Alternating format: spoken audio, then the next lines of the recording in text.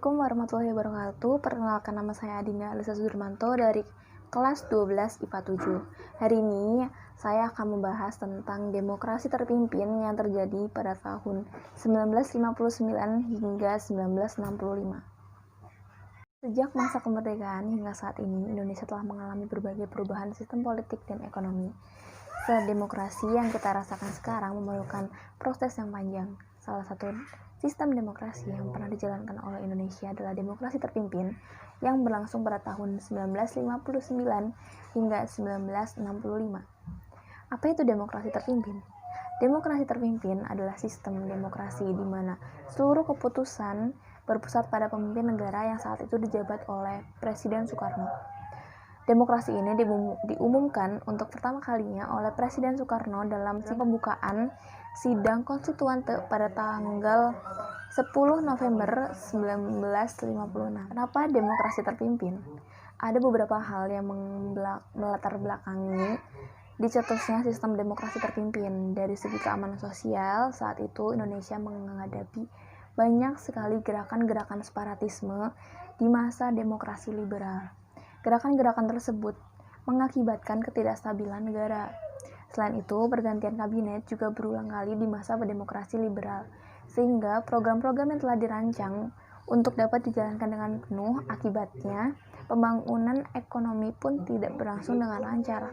Konstituante pun juga gagal menyusun Undang-Undang Dasar yang baru untuk menggantikan UUDS 1950. Demokrasi terpimpin ini diawali oleh anjuran Presiden Soekarno untuk menggantikan UUDS 1950 kembali ke Undang-Undang Dasar 1945. Karena usulan tersebut mengundang pro kontra di antara anggota konstituante, maka dari itu diadakanlah pemungutan suara. Hasilnya 269 orang setuju untuk kembali ke Undang-Undang Dasar 1945 dan sisanya 199 orang tidak setuju untuk kembalinya ke Undang-Undang Dasar 1945. Namun, hasil pengumpulan suara tidak dapat dijalankan karena anggota yang menyetujui usulan Presiden Soekarno tidak mencapai 2/3 bagian. Seperti yang telah ditetapkan pada pasal 137 UUDS 1950. Karena itu, Presiden Soekarno mengeluarkan dekret Presiden 5 Juli 1959 yang berisi tidak berlaku kembali UUDS 1950, berlakunya Undang-Undang Dasar 1945, dibubarkannya konstituante, pembentukannya MPRS dan DPAS. Kalau begitu, apa yang membedakan demokrasi terpimpin dengan demokrasi lainnya? Salah satu ciri demokrasi terpimpin ini yang paling dominan adalah kekuasaan presiden yang mendominasi. Demokrasi jenis ini menempatkan presiden di atas kekuasaan segalanya di pemerintahan Indonesia. Hal ini menjadi pemicu terjadinya kesenjangan yang berlangsung di Indonesia saat itu.